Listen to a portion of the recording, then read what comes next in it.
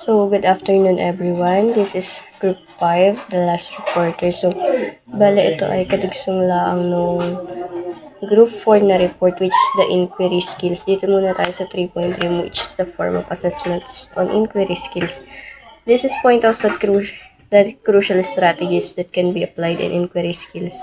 So, first one is the direct exploration, the meaningful questioning, the collaborative discussion, the critical reflection, skill development at diverse communication at reflection on thought processes.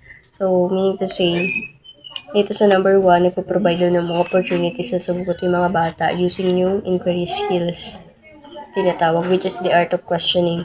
So, second one is the asking student and requiring the use of skills. So, pag sinabi natin ang questioning using skills, so, kumbaga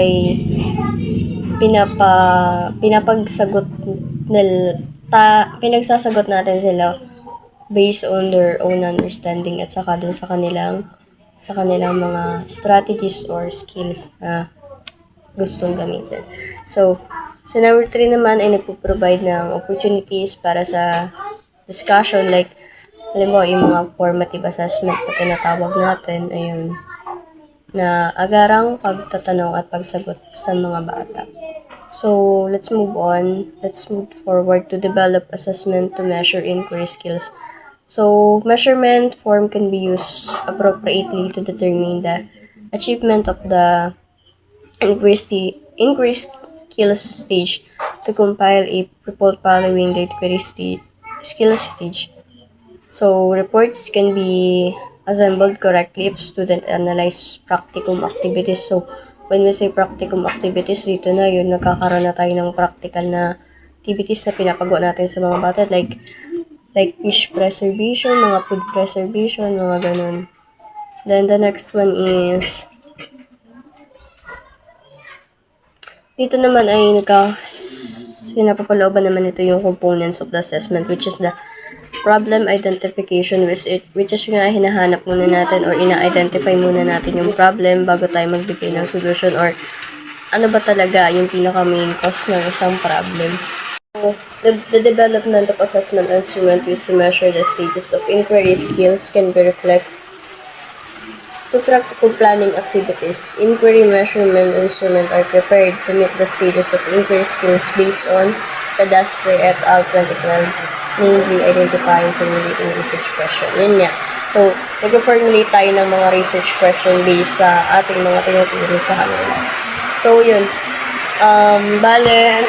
To sum up all of this, so inquiry skills have the vital part in our teaching strategies kasi nakakatulong ito upang mas lalo nating ma-encourage yung mga bata na mag-participate and lalo ma-encourage yung mga bata na magkaroon sila ng critical thinking at higit sa lahat ay lumago or mag-growth yung kanilang isipan about sa isang matter lang. So, yun lang.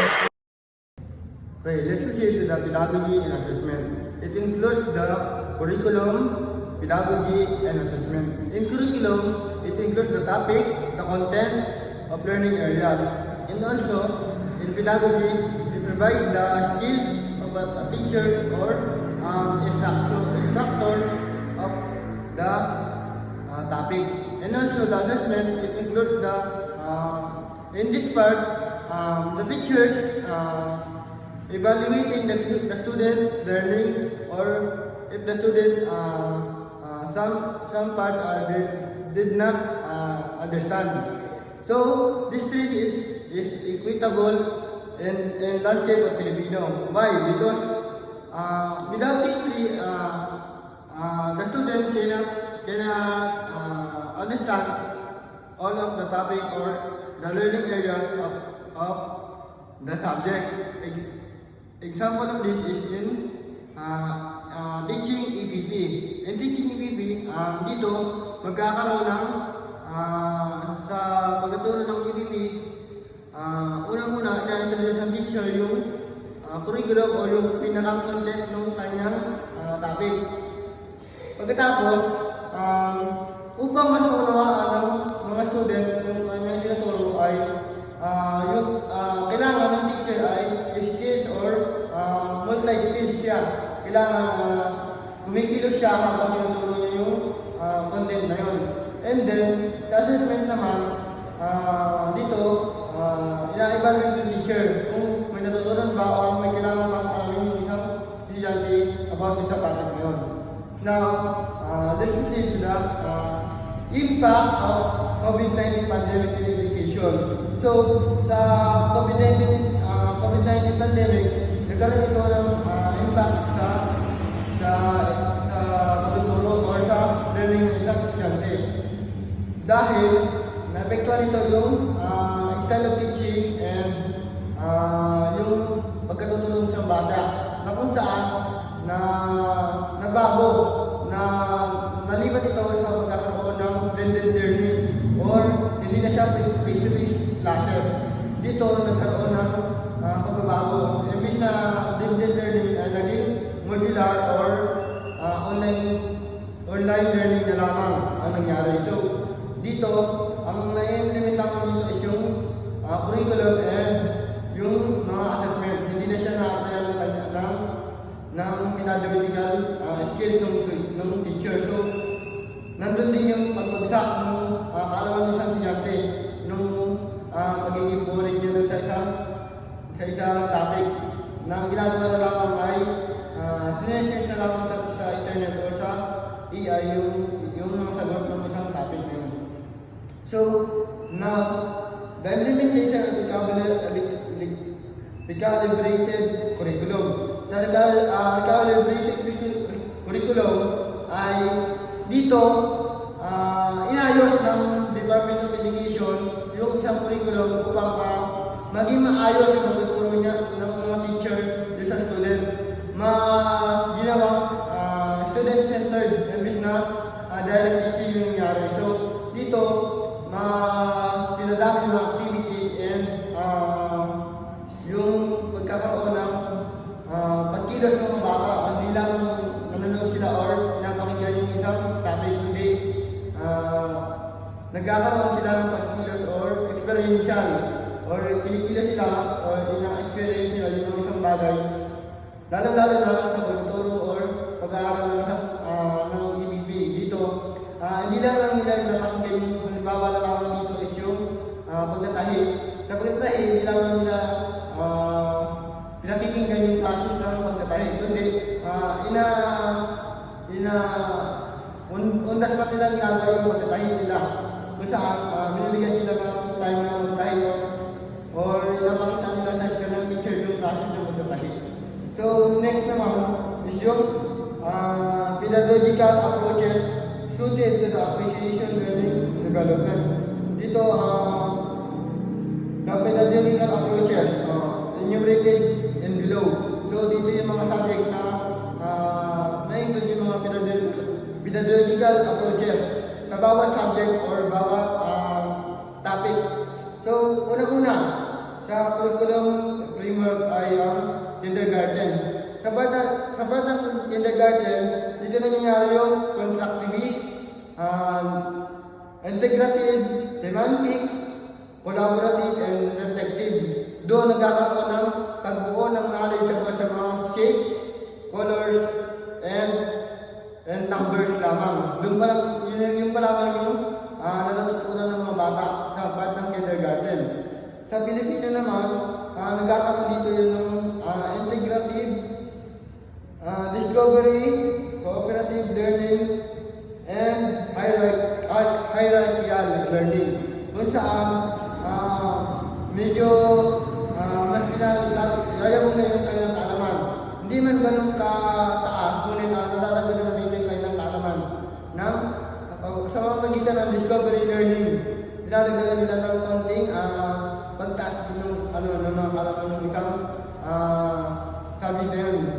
So, di naman sa English, dito nagkakaroon din ng integration, learner-centeredness, contextualization, construction, or constructivist. So, sa contextualization, dito, mas pina-priority yung pag-aaral ng mga subjects, ng mga word, and yung integrated. So, dito, nagkakaroon na rin ng pagdadagdag galing sa ibang subject. Halimbawa ay Pilipino, dinadagdagan siya ng English, or yung sa yung mga colors and numbers, dinadagdag na siya sa pagtuturo ng English. So, doon naman tayo sa reading and literacy. So, sa reading and literacy dito, nagkakaroon ng shared reading na kung saan na-enjoy dito yung pagtuturo ng per teaching kung saan hindi lang mag-isa yung bata nag-aaral ng magbabasa, kundi nagtutulungan sila, yung magkakaklase. Kung ano yung nalilito yung isa sa isang word na yun, yung isa, tutulungan ko ng basa sa isang word na yun. So, dito rin yung guiding reading, yung phonics or yung pag-aaral ng phonema. Kaya naman is yung vocabulary building. Dito, mas pinapa-develop dito yung maayos na magbabasa or maayos na pagtukoy dito sa salita na yun. Ano naman is yung comprehension strategies. Mas inaayos yung pagbigkas ng isang salita para mas maintindihan or mas maunawaan yung pagbasa mo. So, ano din yung predicting, questioning. So, dito inaaral na rin dito sa reading and literacy yung art of questioning. Kasi naman yung summarizing o yung pagbubuod ng isang talata o isang kwento. Kasi naman is yung making connection, sabihin ay, yun na nga, dahil na sinabi ko kanina ng per teaching. So, hindi lang siya mag-isa kundi nagbibigayan sila ng mga ideas dito. So, and like, nangyayari din dito interactive read aloud activity. So, example dito is yung dito, magbibigay yung isang teacher ng isang babasahin, then unang babasa yung teacher, then after doon, yung mga bata na yung magbabasa ng malakas at maayos na pagbigkas ng isang word na yun. So, dito naman tayo sa language. Dito naman, mas inapayabong dito yung, mas dinidevelop dito yung kailang mother tongue.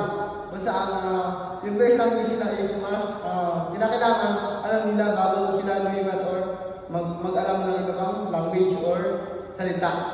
Kasi ang huli naman is yung good manners and right conduct. Pinaka-importante sa lahat upang sa isang klase o isang classroom environment ay maayos silang makikitungo sa kailang teacher at sa kailang mga estudyante. Maalam silang rumispeto at maging mabuting isang halimbawa sa kailang guro o sa kailang kapwa estudyante. So, good morning sir. My name is Arixel Maitino Lasco. So, dumako naman po tayo sa subject na mathematics, the pedagogical approaches for different learning areas, na kung saan ang mga learners is understand math through real-life problem and solving and collaboration. So, sinasabi po dito na example po yung kami nag-demo po kami sa subject na math, kung saan ang in-apply po namin sa aming application, imbis na magsasagot lang sila, gumawa po kami ng sarili naming isang parang bahay or market po, kung saan meron po kami mga tig-pipiso or yung mga coins or mga pera na bibigay namin sa mga aming mga student, and bibili po sila sa amin through parang role playing po, and magbibilang po sila ng mga pera. So, ganun po yung sa mathematics. So, in terms naman po sa science, student learn by investigating real-world phenomena and applying scientific inquiry.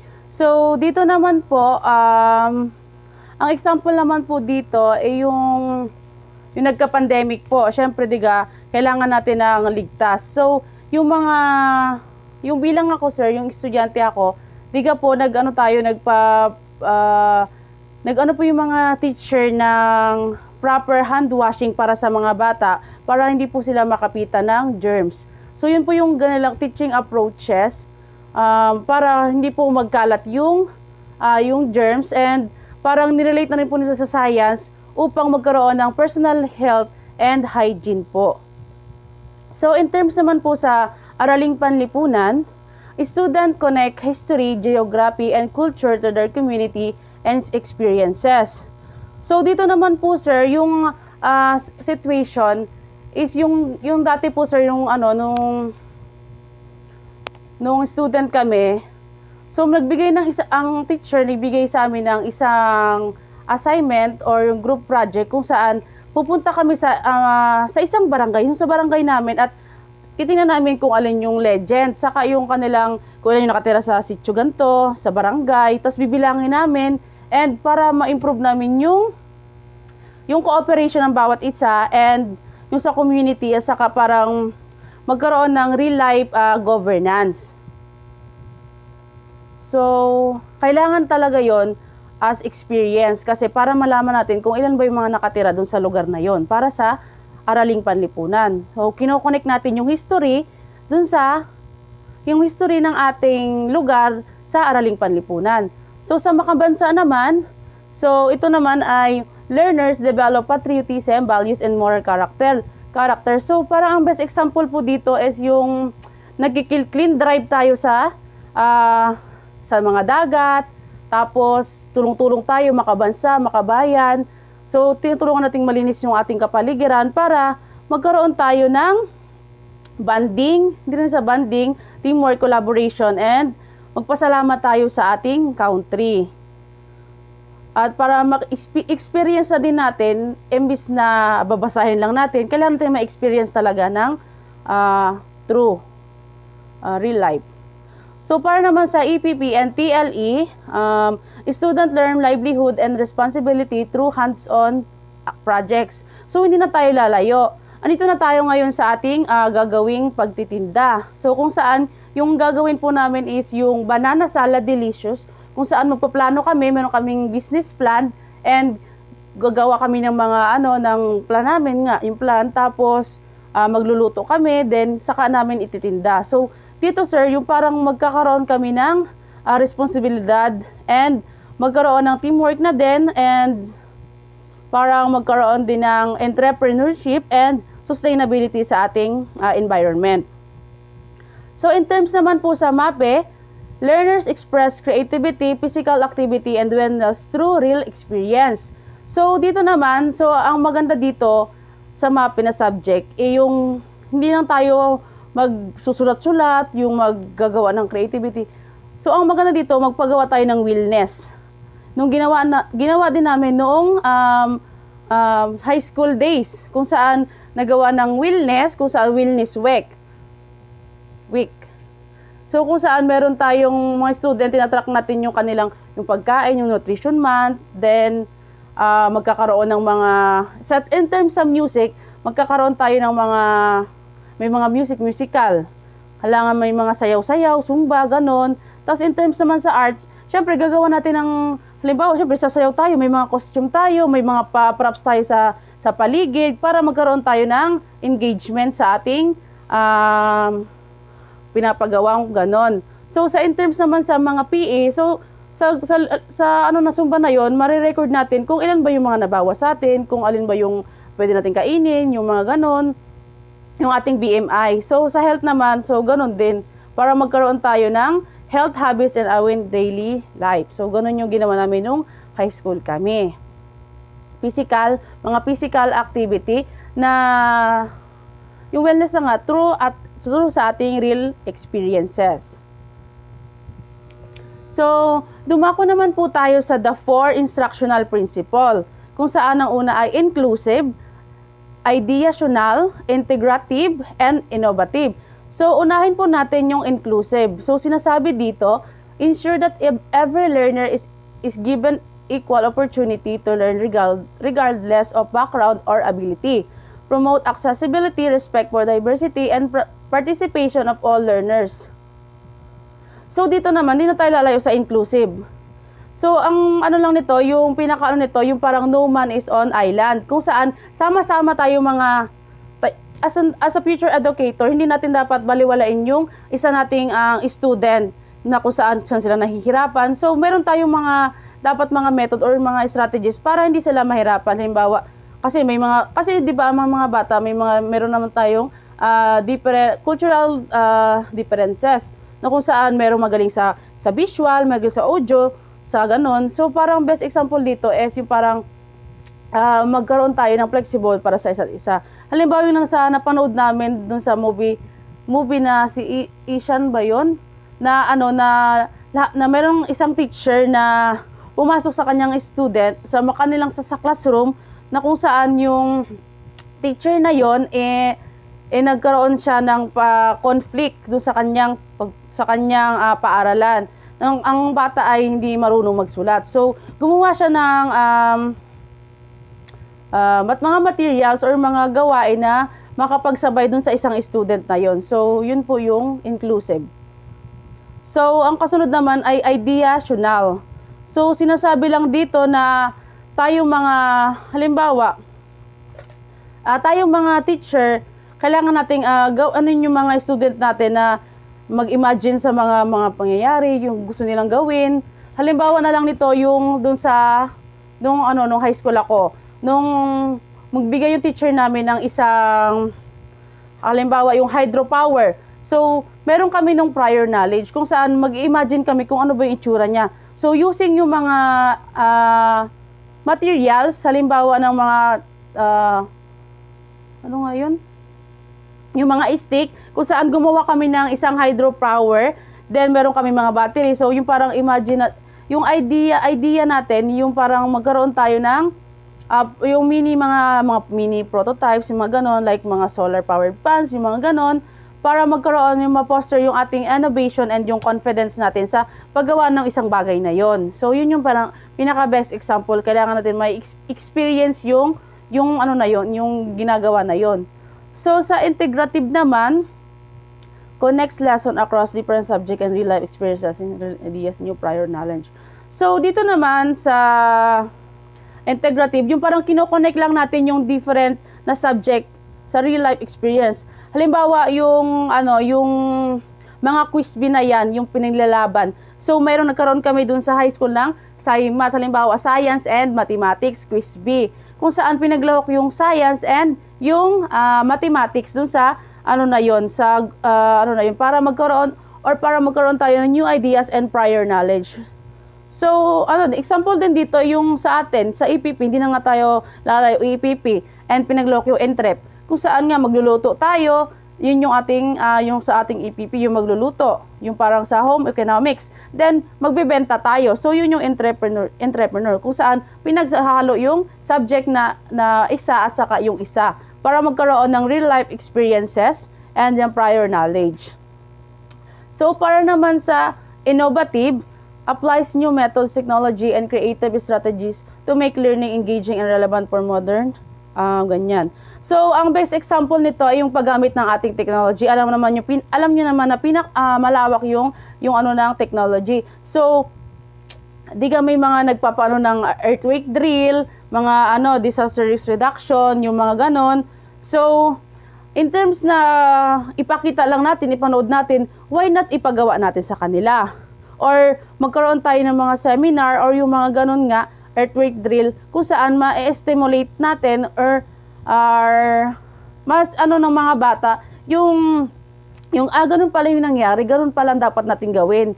Para hindi lang sila nanonood lang kasi maboboring yung mga bata. Alam niyo yung mga bata, kailangan nila na ma-engage dun sa gawain na yun. Halimbawa na lang yung ginawa namin nung first year kami, na pinag-video kami about dun sa earthquake drill, disaster risk reduction, management, kung saan yung bawat isa sa amin, nag-team kami ng group, may group kami, then gagawin namin yung bagay na yun. Halimbawa, kapag ano yung gagawin sa paglindol, ano yung unang gagawin sa step 1, tapos step 2, kung saan lumabas kami, naghanay sa labas, then nakaganon yung ulo. So, yung parang yung innovative, kung saan yung pag-integrate natin ng technology with learning engagement ng mga student natin. So, yun lamang po. Maraming salamat. Now, let's talk about the four key aspect of instructional design. So, the first stands for context, connection, collaboration, and creativity. So, the first it represents the key aspect of instructional design, impacting the planning, delivery, and assessment of the teaching and learning process. So, let's talk about the context. So, context, ibig sabihin nito ay ito yung tungkol sa background o karanasan ng mga estudyante na dapat ay isinasaalang-alang ng guro sa kanyang pagtuturo. So, halimbawa ay sa kapag magtuturo ka ng math fraction. So, pwedeng gamitin halimbawa dito yung paghiwa ng pizza o ng pagkain. So, yun. Kapag yun ay isang halimbawa ng dito sa math fraction na kung saan ay naaayon dito sa context.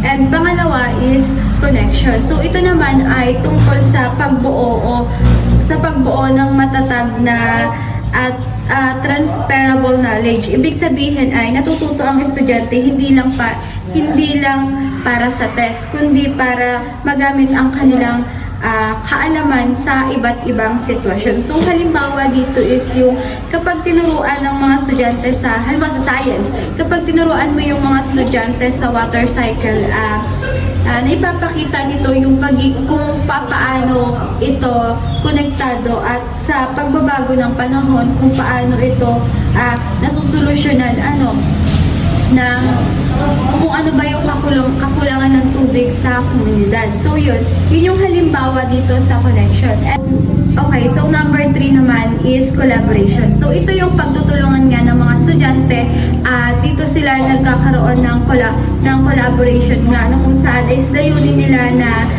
magtulungan as a group and mag-share ng ideas. So, halimbawa nito sa Ariling Panlipunan nga. So, pwedeng halimbawa dito is magpagawa ka ng group project tungkol sa mga problema sa komunidad. So, yun. So, yung as a group, mag-iisip sila, mag-share sila ng idea kung paano nila masusolusyonan yung problema na binigay sa kanila na ganon. So, and number 3 naman is creativity. So, when we say creativity, ito naman yung dito na nagkakaroon ng creativity yung mga bata kung saan is nagagamit na nila yung kanilang imahinasyon and critical thinking. So, halimbawa nito is sa English na yun. Hindi. So, halimbawa nito is nagbigay yung teacher nagpapagawa yung teacher ng tula na kung saan is magbibigay lang yung teacher ng isang paksa na gagawa nila ng tula. So sa pamamagitan ng creativity na yun is magagamit nila yun kasi gagamitin nila yung kanilang critical thinking, mag-iisip sila and papalawakin nila yung kanilang imahinasyon. So yun lang yung 4 key aspect of instructional design, which is context, connection, collaboration, and creativity. So now, let's talk about the 4 essential phases of learning. So ito yung 4 is, ibig sabihin ito is engage, explore, experience, and empathize. So, let's talk about the engage. So, ito, pag sinabing engage is, layunin nito na kuhain yung attention o interest ng mga estudyante. So, ito na nga yung sinasabi natin na halimbawa nito is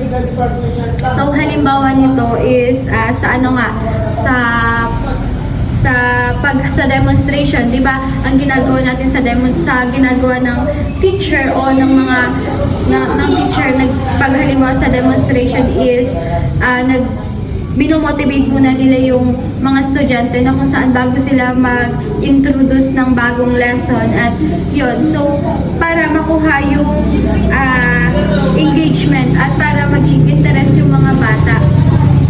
And number 2 is explore. So, dito naman is hinahayaan ng mag-explore yung mga bata o magsaliksik ng mga bagong idea, magtuklas ng idea na kung saan sila mismo yung nagde-discover. So, halimbawa nito is sa math, binigyan ng teacher ng isang word problem na kung saan is i-group sila and after nun ay syempre mag-share sila ng idea kasi nga group project. Tapos mag-aano sila ng mga idea na kung saan is mag-iisip sila na para kung paano masolusyonan yung yung binigay na problem. And number 3 is experience. So ito naman yung paglalapat ng natututunan sa totoong sitwasyon. Ito ay mas nagiging effective ito sa mga nararanasan ng mga estudyante.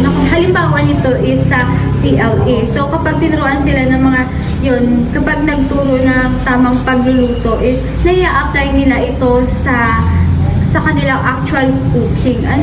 So, and number 4 is empathize. So, ibig sabihin nito ay ito yung pag-unawa o pagkakaugnay sa damdamin ng iba sa sariling pangangailangan sa pagkatuto.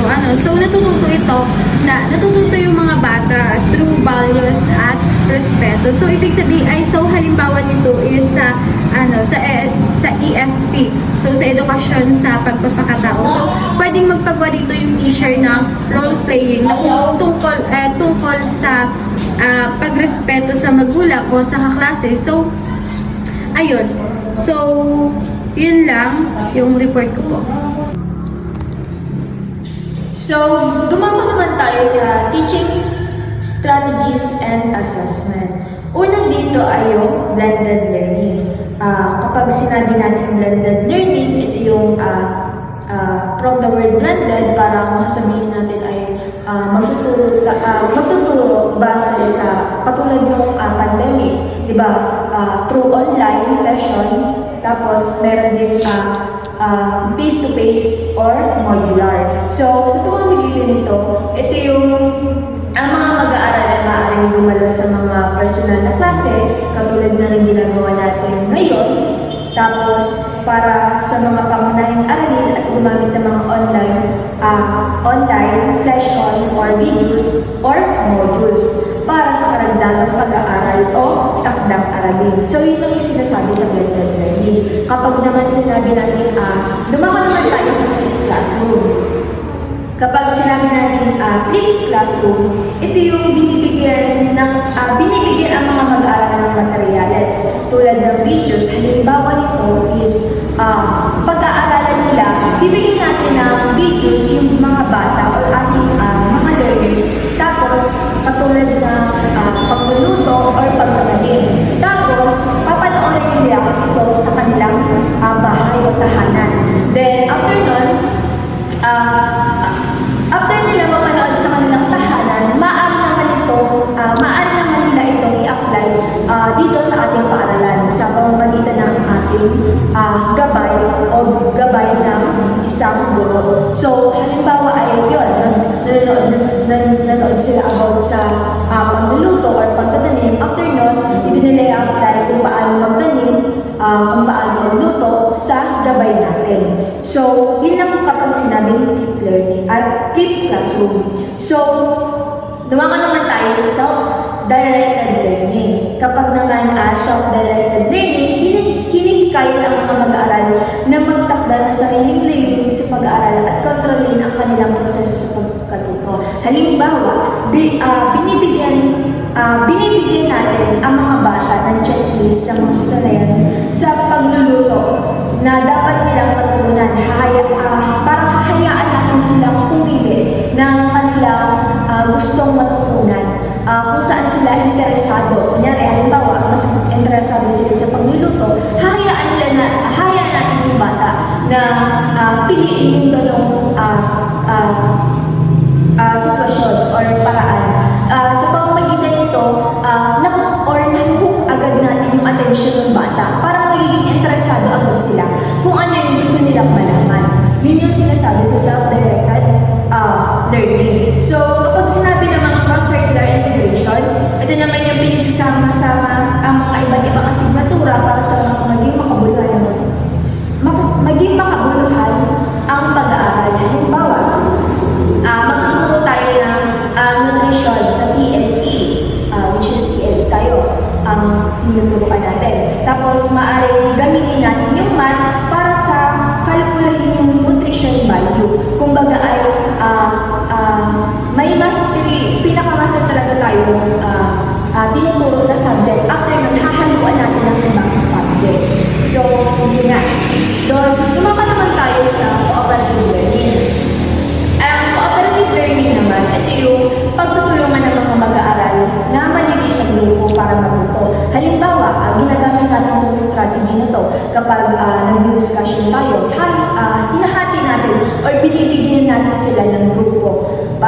Tapos after nun, kapag binigyan natin sila ng grupo, inaasay naman natin sila ng mga gawain kung ano yung mga gagawin nila. Halimbawa, ang gawain natin ngayon ay pagtatanim. Ito, ang unang grupo ay magdidilig. Itong grupo na to ay magtatanim. Itong grupo na to ang magbibigin. Yun, kapag sinabi ko operative learning. So, sa visualization naman, from the word visualization, alam naman natin na dito pumapasok yung mga image o pinapakita natin image sa ating mga mag-aaral. So, para mas maintindihan nila yung konteksto. After nun, after nun ay na sila, pagkatapos halimbawa ay pagkatapos basahin ang mga kwento tungkol sa paggawa ng parol, hayaan ng mga bata na iguhit kung ano yung kanilang ini-imagine na parol. Yun lang yung sinasabi dun sa visualization. So, kapag sinabi naman natin differentiated instruction, ito naman yung inaangkop ang paraan ng pagtuturo para matugunan ang iba't ibang pangangailangan ng mga mag-aaral. So, kapag sinabi natin differentiated instruction, parang kinukonsider natin yung ating mga mag-aaral or learners base sa kanilang base sa kanilang kaalaman.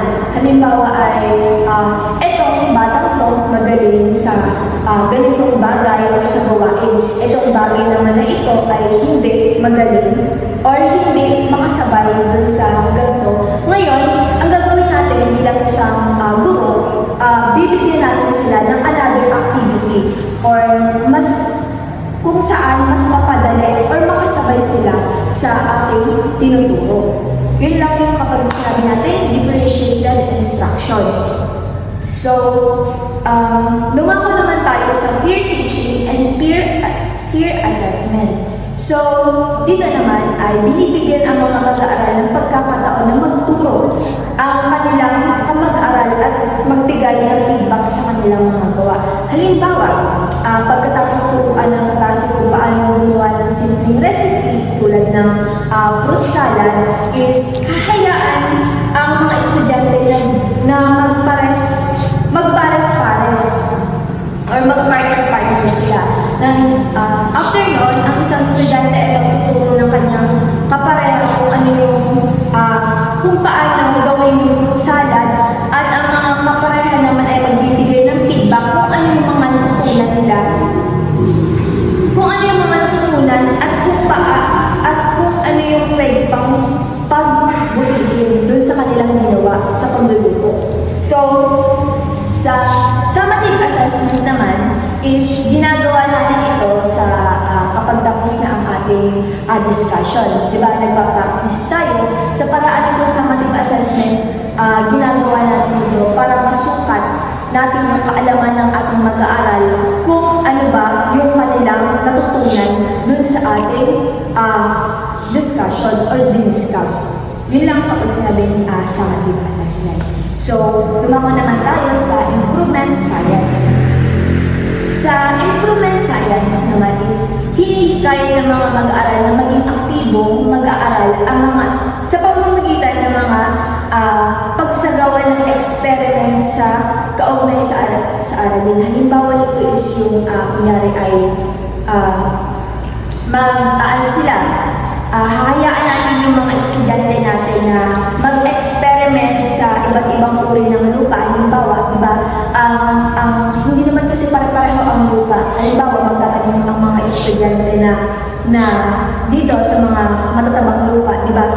Kapag nagtatanim tayo doon, mas mayabong yung mga tanim na tumutubo. Tapos meron naman lupa na talagang halos hindi naaanuhan talaga ng mga pananim, kumbaga hindi nabubuhay ng pananim, is yun, parang na-experiment nila lang kung ano yung mga bagay na maaari nila gawin kung gagawa sila ng paraan kung paano gagawin dun sa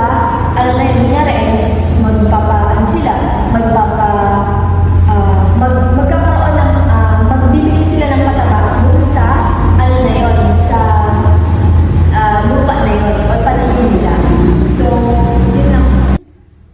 So, pag-usapan naman natin ang mga strategies sa pagtuturo. So, the first one is gamification. So, ang gamifications is mechanics ng teachers para sa mga bata. So, since interesado ang mga bata sa games, mas maganda kung i-integrate natin ang gamification sa mga bata kasi the more na naglalaro sila, the more na natututo sila kasi ang bata ay interesado talaga sila sa games. So, the other one is digital storytelling. So, when I say digital storytelling, it is not about reading while the student is listen. So, ang digital storytelling is i-encourage natin yung mga bata na gumawa or mag-edit ng mga video para magamit yung kanilang creativity. Kasi this digital storytelling is the best learning strategies para dun ma-increase yung creativity and involvement nila. So like for example, sa pag-edit ng mga video presentations, papagawin natin yung mga bata ng mga video presentations or yung mga voice recording. So with the content, kailangan may content yung gagawin nila kasi para doon gagamitin nila yung kanilang mga voice, pero mas maganda kung original voice ng mga bata yung gagamitin nila para original. So the next one is interactive notebooks. So ang interactive notebooks is not just notebook, na may sulat.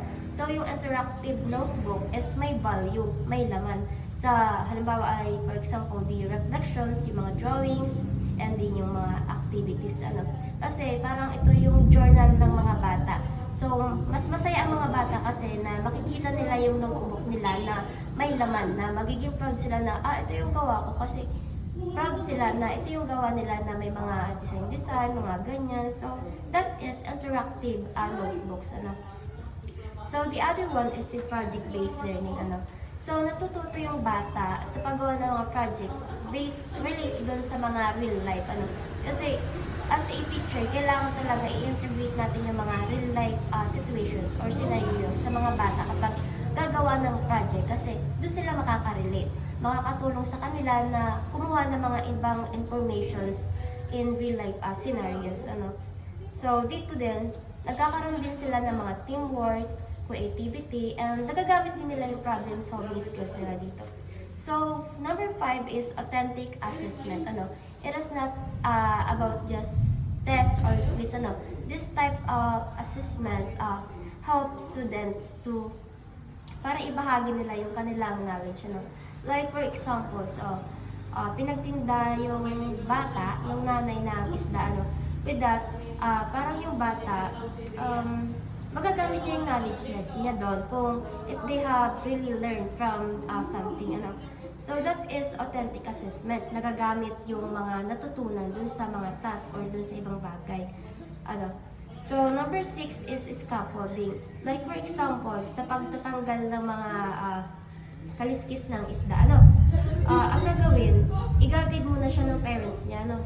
Tapos hanggang sa nakakautay-utay na siyang magkaliskis-kaliskis hanggang sa matuto siya. So after that, kapag natuto na yung bata, pwede nang tanggalin yung guide ng magulang. So doon natututo yung bata na maging independent learner. So that what we call the scaffolding. So number 7 is the peer-to-peer learning. Ang peer-to-peer learning is yung natututo yung bata sa kapwa niya kaklase. Nagkakaroon sila ng collaboration or yung brainstorming. Ibig sabihin, hindi lang basta natututo ang bata sa mga teachers. Kailangan natututo din pala ang mga bata sa mga kapwa niya estudyante. So, importante talaga na may collaboration din yung teachers and students talaga. And then, number 8 is social emotional learning. Hindi lang basta academic yung pinapahalagahan. Dapat maituro natin sa mga estudyante natin na mahalaga na marunong tayo makipagkapwa-tao. Yung ating emosyon, yung feelings natin, kailangan matutunan ng bata. Kasi, yun, hindi lang basta-basta academic ang binabasihan. Kasi dapat lahat yan kasama sa pagkatuto ng bata. So, as a future educator, turuan natin sila na kung paano makipagkapwa-tao, kung paano gamitin sa tamang paraan yung mga emosyon, yung feelings, at kung paano kontrolin yung emosyon sa tamang paraan. So, the other one is the service learning. So, dito naman, natututo yung bata habang tumutulong sa community. ibig sabihin sa community sila tumutulong, natututo sila. So, ang halimbawa nito sa service learning is yung mga tree planting, yung outreach program, So, as a future educator, kailangan ilabas din natin yung mga estudyante natin sa labas ng paaralan, para makita nila yung reality, makita nila yung tunay na dapat ay ipakita sa kanila, Yun yung mga halimbawa, tree planting. So, bukod doon, kasi nakakatawa na bukod sa nakakatulong sila, nakukuha din nila yung values at saka yung social responsibility. So, yun yung tinatawag na service learning. So, number 10 is the formative assessment. So, ang formative assessment ay ginagawa ng teacher. Ito yung parang pre-test bago dumako sa final test. Para malaman ng teacher kung saan nahihirapan yung bata. So, doon, dahil nalaman na ng teacher kung saan nahihirapan, para masumpo o maituro ng panibago yung kung saan sila nahihirapan, kung saan nahihirapan ng mga estudyante. So, ayun lang. Thank you. Ngayon naman, dumako tayo sa Socratic questioning. Ano nga ba pag sinabing Socratic questioning? Ito kung papaano bilang isang guro, kailangan nating mahikayat ang ating mga estudyante kung papaano nila may engage ang kanilang critical thinking. Halimbawa, kapag tayo ay nagdi-discuss ng isang talakayan, kailangan nating malaman ang kanilang mga prior knowledge about sa paksa na tinatalakay natin nung araw na yon. Kaya mas mahalaga ang Socratic questioning upang magkaroon din tayo ng another kaalaman para alam natin bilang isang guro kung saan kailangang pagtuunang pansin ng pagtuturo ang isang mag-aaral. Sunod naman ay expeditionary learning. So, ano nga ba pag sinabing expeditionary learning? Ito yung kung papaano gagamit na tayo ng mga strategy, kung papaano sa pamamagitan ng mga assessment ay malalaman natin kung papaano i-improve ng mga estudyante natin ang kanilang mga ginagawang assessment, katulad ng paggawa ng mga proyekto. Halimbawa sa TLE, may pa-project tayo bilang isang guro, may pa-project tayo ng kung papaano ang process ng pagluluto ng isang recipe. So doon bilang isang guro na gumamit ng iba't ibang strategy, doon pa lang ma-apply na ng bata kung ano yung mga tinuro natin ay ma-a-adapt na nila. So dumako naman tayo sa role playing. From the word role playing, ito yung kadalasan ng ginagamit natin sa ating paraan ng pagtuturo kung paano makikita natin ang mga talento ng bawat isa sa ating mga estudyante. Role playing dito, nagsasadula-dulaan ng mga bata upang halimbawa kung paano mamuhay ang isang masayang pamilya. Doon may papakita ng bata ang kanilang kaalaman or kasana dahil yung paksa ay real world scenario. So doon pa lang alam na ng bata kung ano nga ba meron sa loob ng isang pamilya, ano nga ba ang meron, nanay, tatay, mga ganun.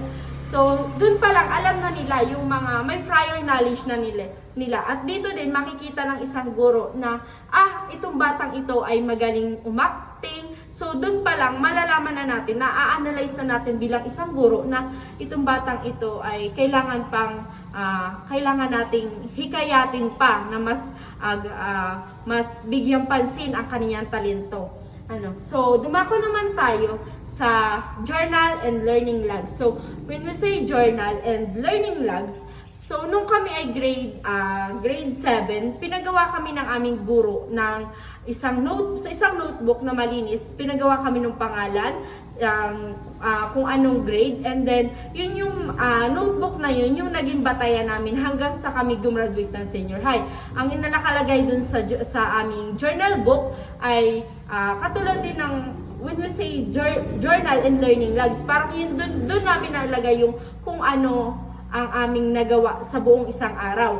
Doon may realization din ako bilang nung ako ay grade 7 nga, hanggang nung nag-grade 10 ako, ay na-realize ko nung grade 7 ako, ay, na mali-mali pala yung grammar ko. So, dun pa lang, malalaman ko na may improvement ang aking pag-aaral. Kumbaga, nakikita ko kung saan ako, step by step, nakikita ko kung saan ako nagkamali. At nakakatuwa dahil minsan ay na-appreciate natin ang ating sarili na nag-i-improve tayo sa isang bagay na yon.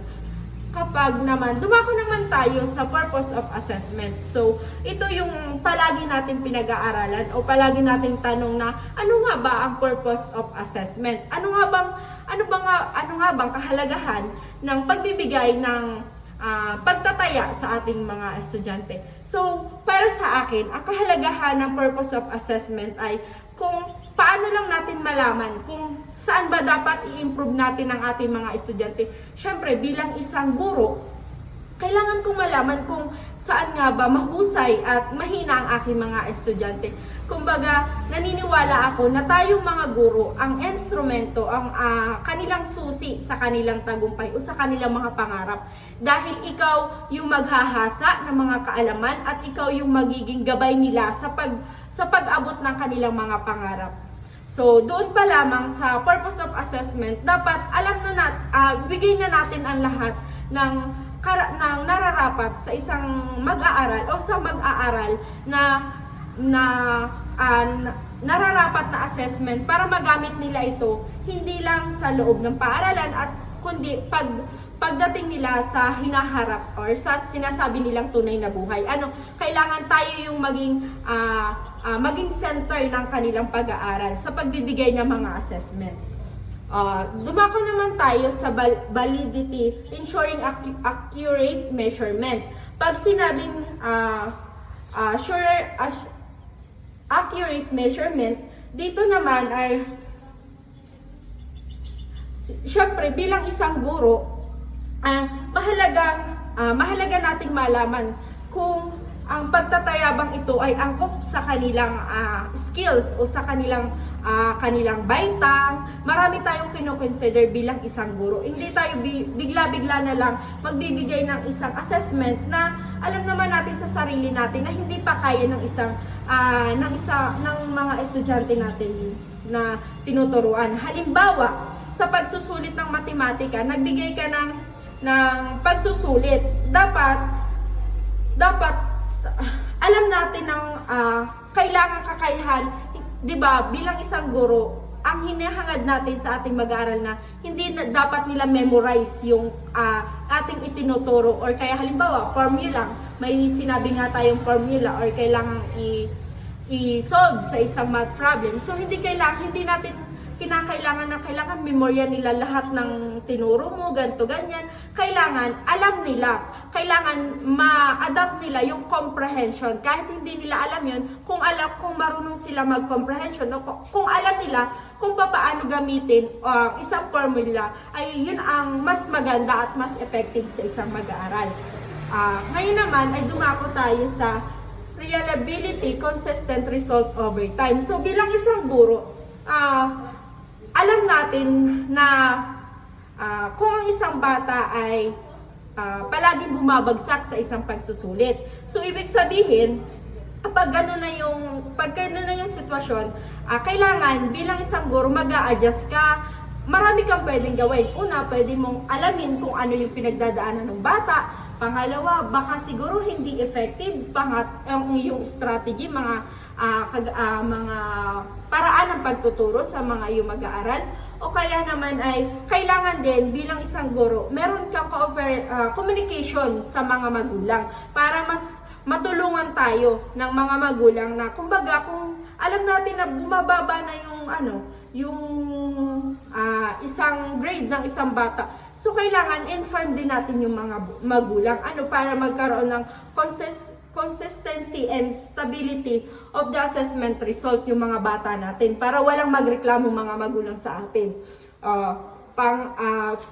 Second one naman ay fairness and equity in assessment. So dito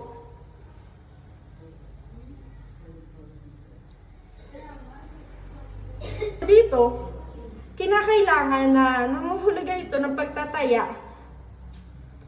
Bilang isang guro, kailangan ay alam natin kung ano yung mga assessment na ibibigay natin sa mag-aaral.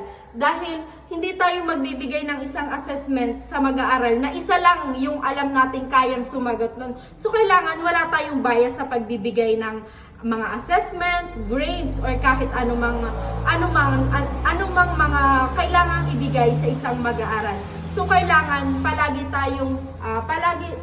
tayong fairness sa ating mga estudyante. Huwag nating ipaparamdam na kakaiba ka. Halimbawa, may mga estudyante ka na may mga lahi. So huwag nating ipaparamdam dun sa bata na iba siya. Kailangan pantay-pantay lang ang ating pagbibigay ng assessment at lahat ng pangangailangan ng kaalaman ng ating mga estudyante.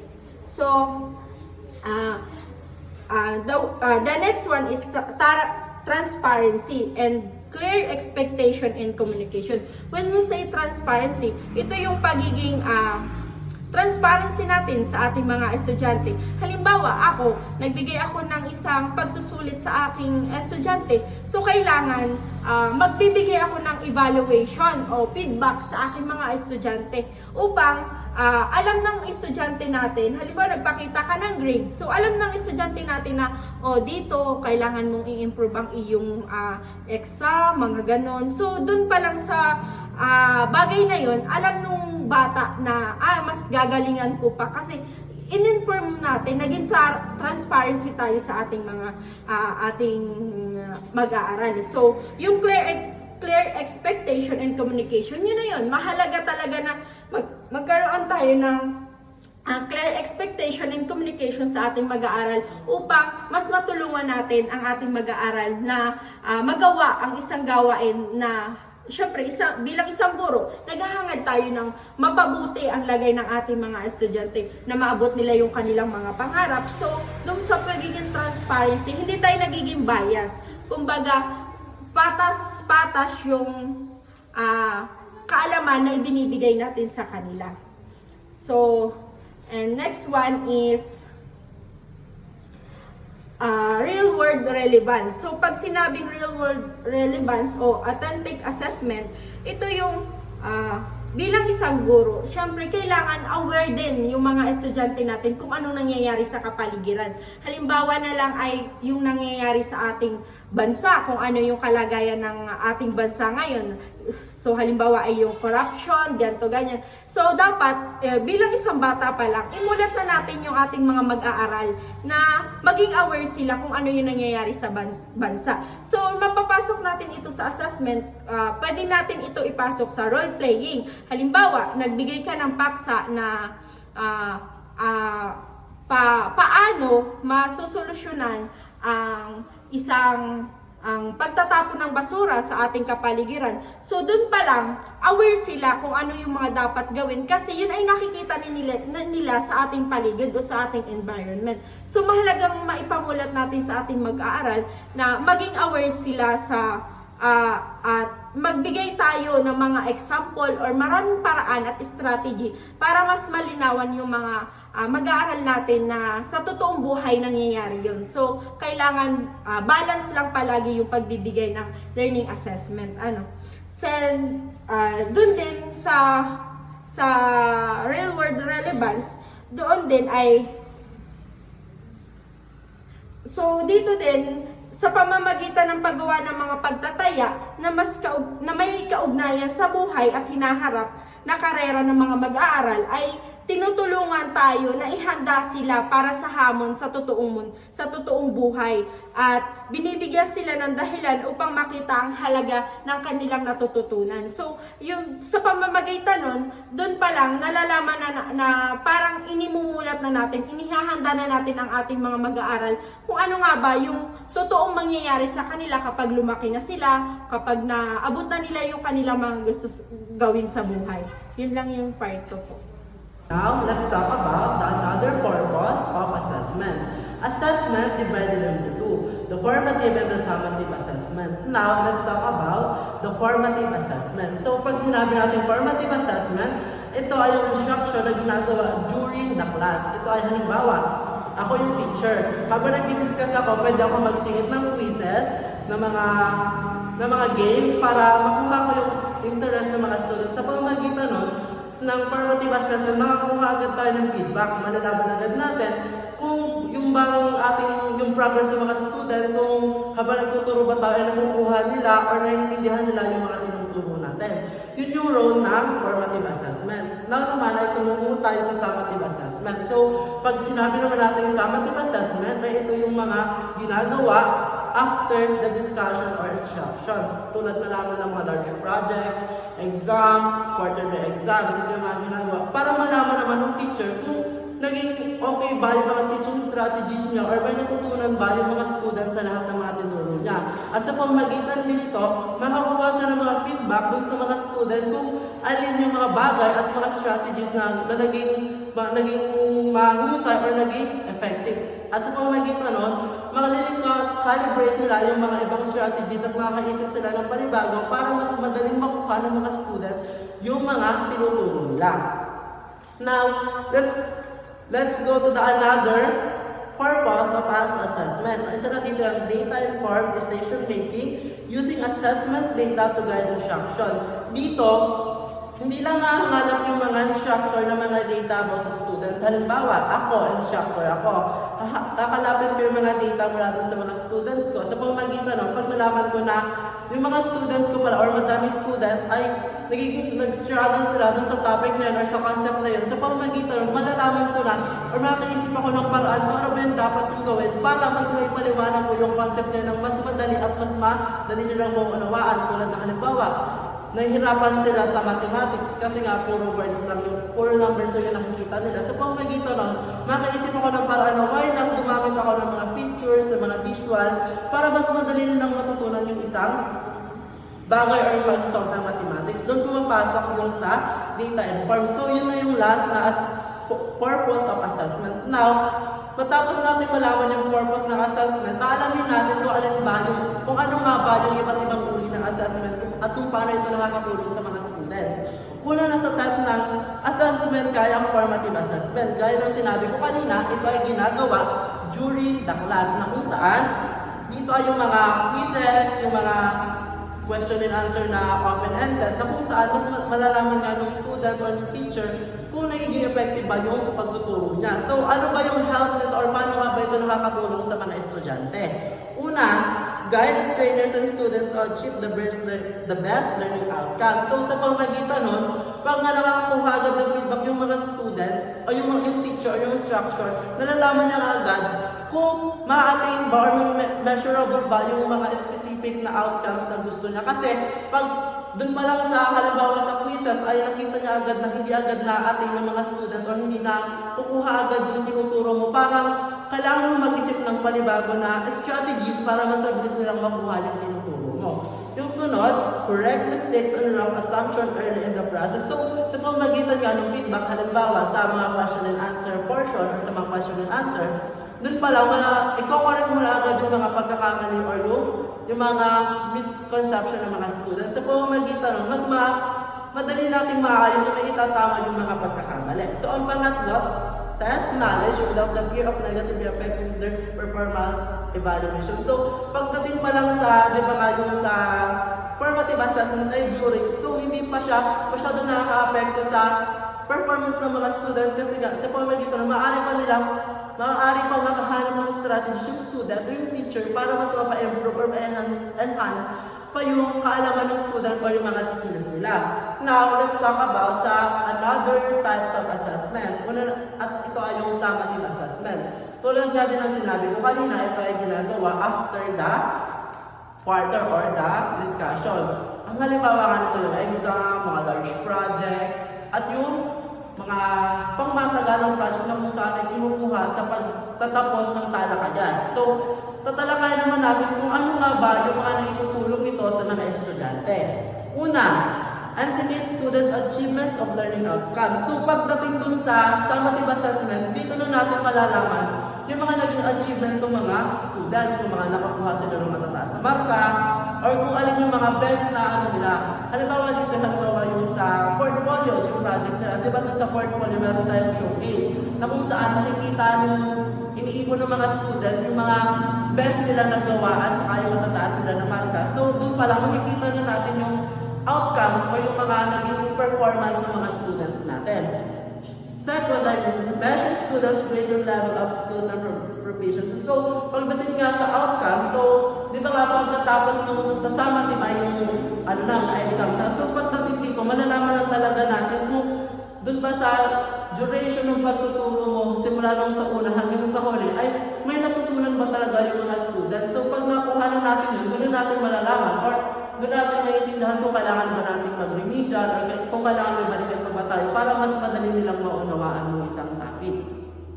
Sunod, measure the effectiveness of training programs. Yun na nga. So, pag yung sa end na nung pagkatapos natin mag-exam, malalaman na natin dun sa kung saan sila nag-struggle na topic, kung saan sila nag-struggle. So, pag magkita nun, mas na-enhance natin yung mga strategies natin. Halimbawa, pag ituturo ulit natin sila ng panibago, makaiisip tayo ng paraan kung paano ba mas madali or yung best way natin para maituro yung subject na yun ng hindi sila mahihirapan. Halimbawa sa paggagamit ng mga visual, ng mga gamifications, at kung ano-ano pa para mas napabilis ang pag-unawa ng mga students.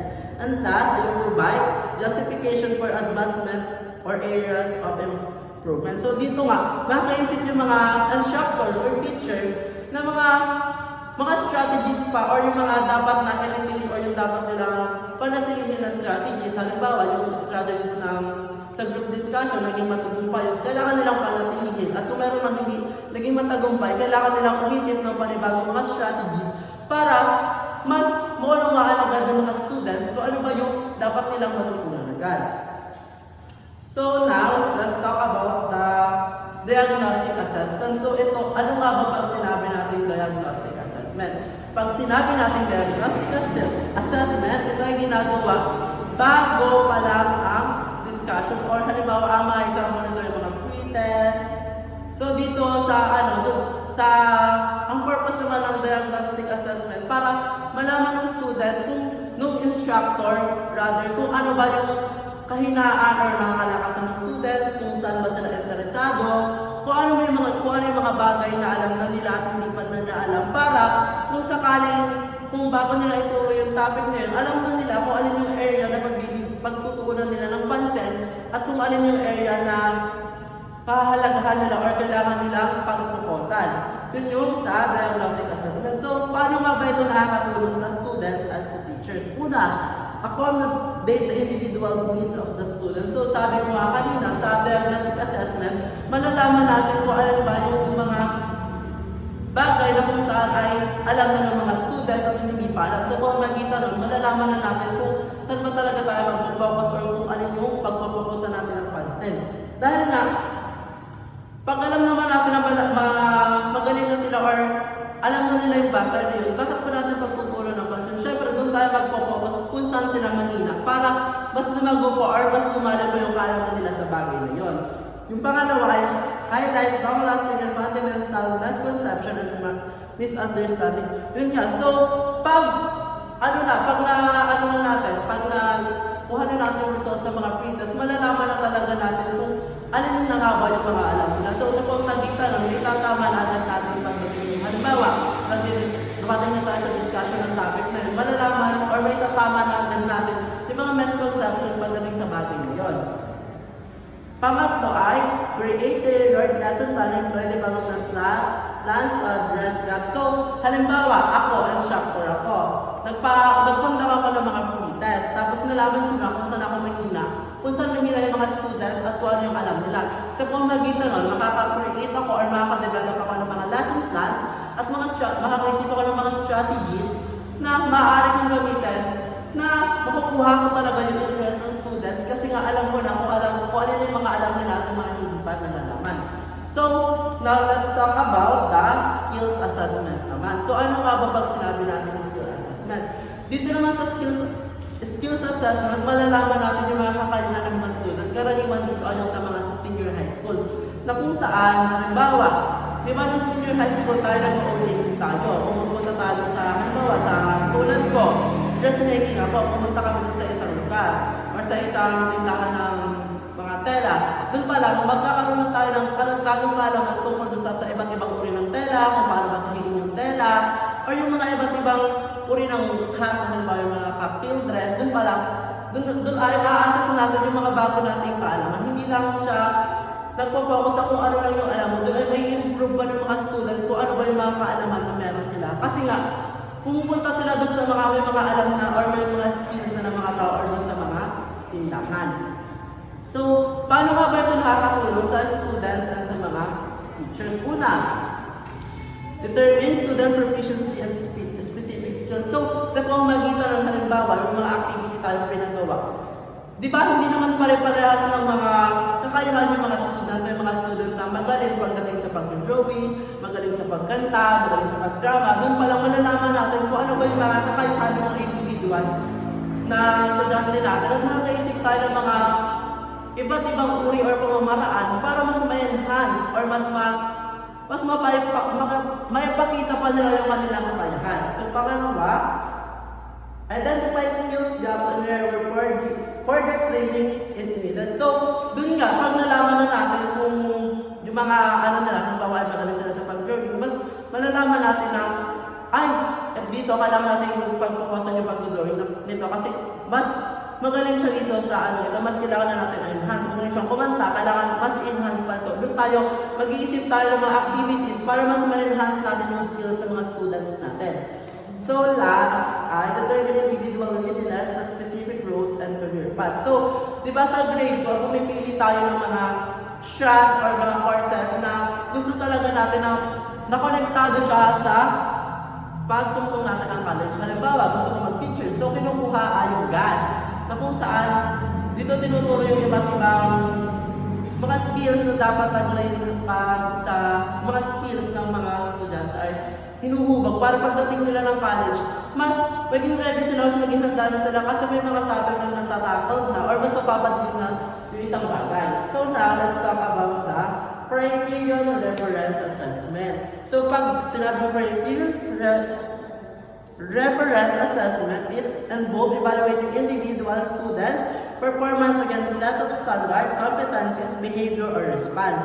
It uses formative and summative assessment to determine whether a student meets, exceeds, or falls short to define assessment. So pag sinabi natin criterion assessment, dito ay inaalam natin or ina-assess natin yung kakayahan ng isang student. Hindi siya pangkalatan kung parang sa isang student lamang siya nagpo-focus. So ano ba yung kahalagahan ng criterion reference assessment? Dito gumagamit yung mga instructor teacher na mga reference para malaman kung nabit ba talaga ng student yung topic na yun or yung mga skills na dapat nilang taglayin. Una, establish clear guidance, proficiencies, and competency level requirements. So, sa pamamagitan nun, halimbawa, magkakandak ako ng isang activities, dun pa lang, malalaman ko or mag-set ako ng standard dun sa halimbawa ay sa magpapagawa ko ng essay. Gagawa ko ng criteria reference kung ano ba yung mga dapat makita dun sa nilalaman ng essay nila para malaman ko kung or para malaman din nila kung ano yung dapat nilang i-highlight dun sa essay na gagawin nila, kung ano ba yung mga parts na dapat na nandun at kung ano ba yung mga parts na dapat nilang pagtuunan ng pansin. Ang sunod ay motivate student to focus on mastering skills and abilities and transfer learning to real-world applications. Dito, halimbawa, di ba, pag may activity tayo, halimbawa yung mga role-playing, di ba pag, halimbawa yung pipili tayo ng character na iaano natin. So, dun sa, pag ang ginamit natin na yung mga real-world scenarios, mas mabilis or mas makukuha natin yung attention ng mga student kasi nga ito ay nangyayari sa real-world na scenarios o nangyayari sa pang-araw-araw, hindi man sa pang-araw-araw o nangyayari sa kung nakakasalubungan natin sa komunidad. Doon pa lang, mas makukuha, mas magiging interesado sa ng pag-aralan ng isang bagay. And last, provide educator with clear insights to deliver targeted feedbacks and instruction. So, pagdating sa criterion reference, so di ba may mga criteria tayo, doon pa lang makikita agad ng students kung saan ba nag-base yung teacher sa pag-grades dun sa isang student or di ba kasi minsan may mga students na nagtatanong kung paano nakuha, kung bakit sila nagkaroon ng grades na gano'n, kung bakit may gano'n. So pumagitan ng criteria or mga rubrics, malalaman agad ng student o mas may papaliwanag ng teacher na mas madali na ito yung rubrics na ginamit natin para makuha yung grades mo or may papaliwanag na isa-isa kung bakit yun lang yung nakuha ng grades. So yun yung criteria criterion assessment. So, dumako naman tayo sa norm reference assessment. So, pag sinabi natin norm reference assessment, compares individual student progress against group performance. This type of assessment is often used in classroom collaborative learning environments where multiple students are evaluated on the same criteria. Other results serve as benchmark for understanding individual student and development. So, kung yung criterion reference ay para ma-assess yung isang student lang, pagdating naman dito sa norm reference, ang ina-assess na dito ay yung isang buong grupo na may parehas lang na rubrics. So, halimbawa, as a teacher ako, nagpasayaw ako, halimbawa sa subject na MAPE, nagpasayaw ako.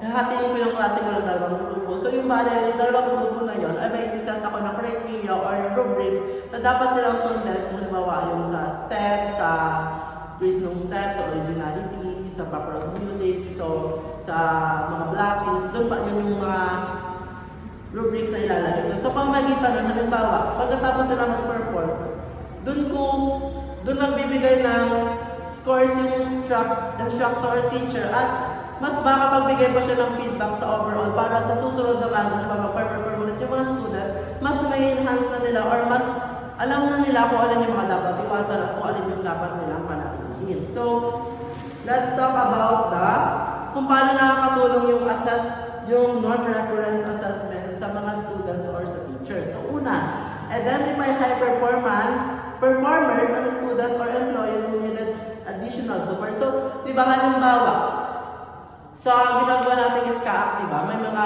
activities tayo.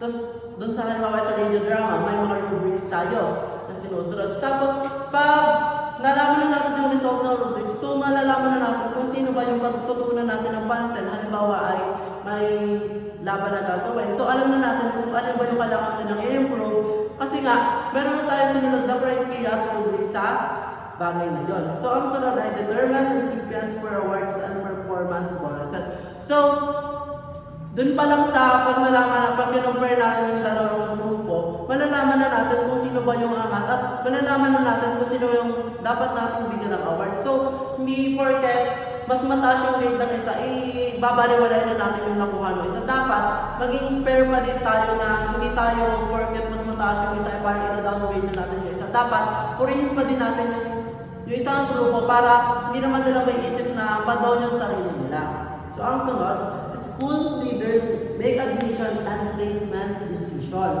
And last, company management develops succession plans based on proficiencies and abilities. So, doon pa lang, di ba pag na-meet na nila yung rubrics yung sa rubrics na kuha na nila or nakakuha na sila ng feedbacks, doon pa lang, makagawa na agad sila ng panibagong plano, halimbawa may sunod silang performance na gagawin, makagawa sila ng plano para mas ma-improve pa na ma-enhance yung mga skills nila kasi nga nakakuha na sila ng feedback dun sa unang activity na ginawa nila. Di ba kasi naman sa mga rubrics, minsan may mga remarks na kung saan yung mga instructor ay nagsusulat ng mga kanilang mga comment dun sa yung mga dapat i-improve ng mga students, kung ano ba yung mga dapat nilang iwasan, kung ano dapat nilang i-improve. So, sa pamamagitan, nakagawa sila ng plano kung para sa susunod nilang performance ay mas madali or mas maayos na nilang ma-i-perform yung mga gagawin nila. At doon po nagtatapos ang report ng